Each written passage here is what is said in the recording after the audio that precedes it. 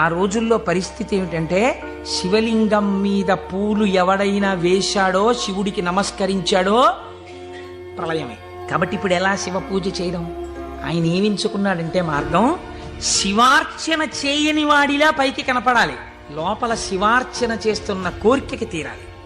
అందుకని ఆయన అటుగా వెడుతూ రోజు అన్నం తినే ముందు కళ్ళంబట నీళ్లు పెట్టుకుని, శివ నీ పూజ చెయ్యకుండా ఎలా తిననయ్యా అన్నమని ఆ రోడ్డు మీద ఉన్న శివలింగం దగ్గరికి వెళ్ళి, శివుడివా నువ్వు శివుడివా అనో రాయి తీయడం. ఇంత పెద్ద చామంతి పువ్వు నా చేత్తో పట్టుకున్నాను అనుకుని శివట నిలబడే శివుడు, లోపల చామంతి పువ్వు వేశాను, శివుడివా అని మళ్ళీ ఇలా తీయడం, శివ అని మళ్ళీ ఇలా ఓ రాయేయడం. ఇంత బొడ్డు మల్లె వేశాను.